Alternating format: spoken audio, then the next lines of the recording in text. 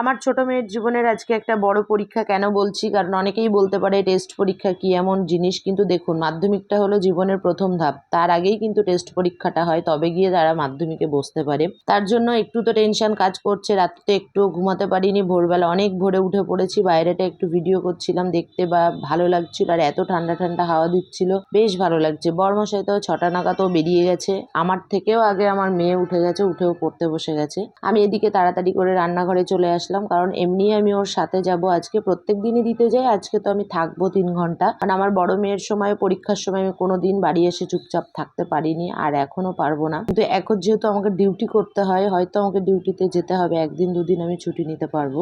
আর রান্নাটা মোটামুটি গুছিয়ে নিয়ে তারপরে ওকে 1 কাপ চা করে দিয়ে এসে রান্না বসাবো। এদিকে আমাকে 7:30টার ভিতরে রান্না কমপ্লিট করতেই হবে, কারণ 12টার মর্নিং ডিউটি আছে। তো চারিদিক থেকে একটা তাড়াহুড়ো চাপ কাজ করছে, তার উপরে মাথার উপরেও চাপের কাজ করছে।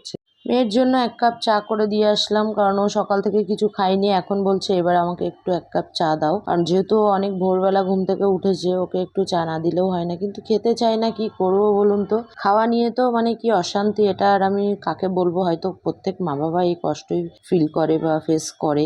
আমার বিছানাপত্র এখনো কিছু গোছানো হয়নি, ও একবার এ ঘরে পড়তে বসছে, একবার ও ঘরে পড়তে বসছে। আমি ভাবলাম রান্নাটা কমপ্লিট করে একেবারেই পড়বো। তো আমার রান্না বান্না পুরোটা কমপ্লিট হয়ে গেছে, আমাদের সমস্ত কাজ কমপ্লিট। বেরোনোর আগে ও আরো একবার একটু দেখে নিচ্ছে, সবাই আশীর্বাদ করবেন যেন ভালোভাবে পরীক্ষা দিতে পারে।